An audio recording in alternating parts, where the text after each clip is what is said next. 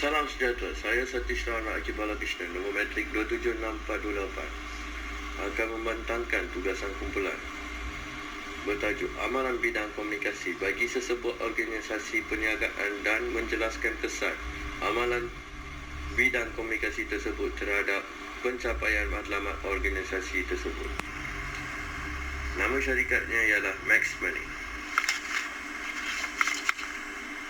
Max Money adalah perniagaan perkhidmatan wang terbaik dan paling inovatif di Malaysia yang membolehkan pelanggan individu dan perniagaan untuk bertukar dan memindahkan wang bila-bila masa di mana sahaja. Max Money adalah syarikat Malaysia pertama yang memperolehi lesen perniagaan perkhidmatan wang yang penuh yang dikawal selia oleh Bank Negara Malaysia. Organisasi ini meliputi lebih daripada 100 mata wang asing yang memenuhi 190 negara di seluruh benua.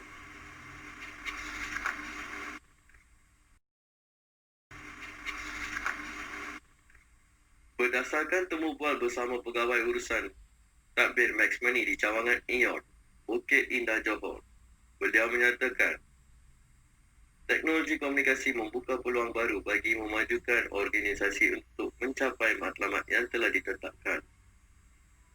Faktor penggerak perubahan organisasi adalah teknologi komunikasi yang lancar dan keupayaan menyakitkan pengurusan untuk mengimplementasikan.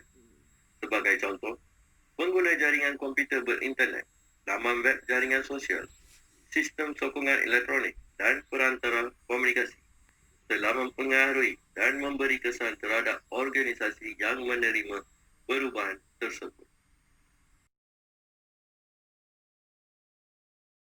Terdapat 4 cara yang digunakan pakai oleh syarikat Max Money. Yang pertama, pemindahan di mana sahaja. Dengan aplikasi mudah alih Max Money, pengguna boleh menghantar wang pada bila-bila masa di mana sahaja menggunakan kedua-dua perantau berasaskan Android dan iOS. Dengan teknologi komunikasi, Max Money juga boleh memastikan keselamatan wang dari saat pengguna menekan hantar hingga ke saat ini ia sampai kepada penerima. Apa yang diperlukan hanyalah beberapa langkah dengan dijamin cepat dan terjamin serta dengan harga yang rendah juga. Yang kedua ialah terminal Max Money.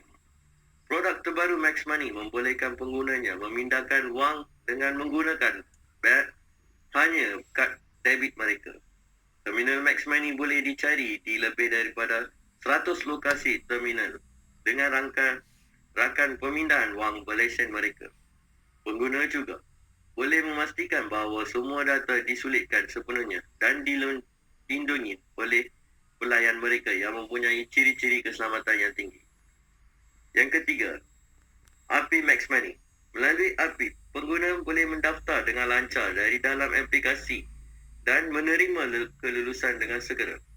API mewujudkan cara baru untuk menerima dan menghantar wang melalui aplikasi Max Money. Ini bererti semuanya menjadi lebih mudah bagi rakan kongsi mereka, iaitu kedua-dua institusi kewangan dan peruncit yang bekerjasama dengan mereka untuk meningkatkan operasi perniagaan. Yang terakhir ialah imbas dan bayar. Cara yang paling baru dan lebih mudah untuk memindahkan wang pada orang tersayang.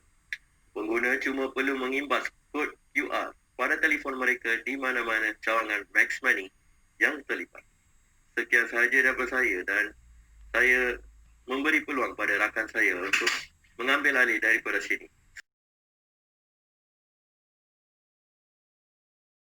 Assalamualaikum dan salam sejahtera. Saya Muhammad Zaidi bin Janisa Islain bernombor metrik 276418 daripada UUM PACE JB. Okey, di sini saya akan sambung perbincangan daripada rakan saya yang bertajuk Amalan Bidang Komunikasi bagi sesebuah organisasi perniagaan dan menjelaskan kesan amalan bidang komunikasi tersebut terhadap pencapaian matlamat organisasi tersebut, iaitu syarikat Max Money Sdn Berhad. Okey, di sini ada 6 kesan amalan komunikasi terhadap pencapaian matlamat organisasi. Yang pertama, komunikasi berperantakan komputer berlaku apabila pengguna berkomunikasi dengan individu lain menerusi laman web jaringan sosial yang menawarkan perkhidmatan yang efektif, mudah serta pantas.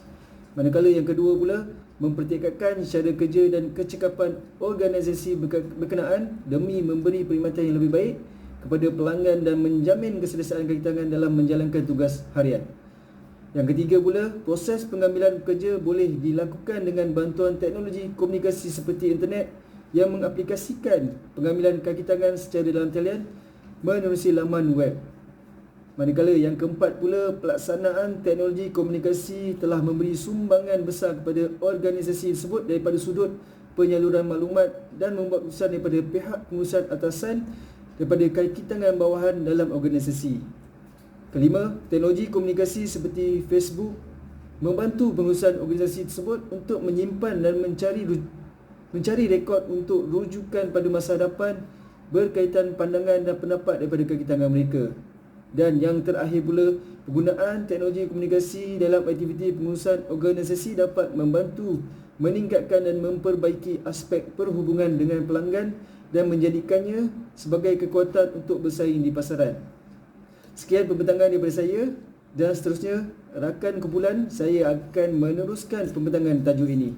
Sekian, terima kasih. Selamat sejahtera kepada Dr. Muhammad Khairi Ahmad. Saya Tiwakar Batu Malay, nombor matrik 276232. Saya ingin menyambung perbincangan kumpulan kami dengan menerangkan tentang penambahbaikan amalan komunikasi bagi organisasi. Yang pertama adalah berkomunikasi dengan strategik yang sentiasa memastikan bahawa klien maupun pengguna tahu perniagaan atau servis kita berjalan seperti biasa atau mempunyai perubahan terkini. Seterusnya, berkomunikasi dengan kerap dan konsisten. Cara ini turut boleh diguna pakai untuk berkomunikasi dengan rakan-rakan sekerja bagi memastikan kelancaran proses pekerjaan. Selain itu, berkomunikasi dengan telus dapat mempertingkatkan keyakinan pelanggan terhadap integriti kita, tidak kira sama ada dalam berkongsi berita yang baik ataupun buruk. Di samping itu, berkomunikasi dengan jujur, sensitif dan faktual untuk memastikan bahawa berita atau informasi yang kita kongsikan adalah benar dan tepat, dan kita perlu mengikuti perkembangan di peringkat domestik atau global bagi memastikan pihak-pihak yang terlibat berasa yakin bahawa anda sentiasa mengikuti perkembangan terkini. Akhir sekali, berkomunikasi menerusi aset digital dengan lebih aktif dan kreatif dapat mengukuhkan hubungan kreatif bersama klien masing-masing. Tambahan lagi, maklumat yang bersesuaian dengan keadaan semasa dapat meningkatkan engagement pelanggan dengan perkongsian tersebut. Kesimpulannya, teknologi komunikasi memberi kesan yang positif terhadap organisasi dan pengurusan atasannya. Aktiviti dalam organisasi dapat diperbaiki dengan bantuan teknologi komunikasi dan ianya memerlukan kerjasama serta komitmen semua pihak bagi memastikan teknologi yang dipilih akan memberi kesan positif kepada organisasi. Dengan bantuan dan sumbangan daripada teknologi komunikasi, banyak perkara yang sebelum ini sukar dilaksanakan dapat dipermudahkan. Ia juga menjadi salah satu faktor yang penting bagi memaksimumkan hasil sesebuah syarikat. Terima kasih, Doktor.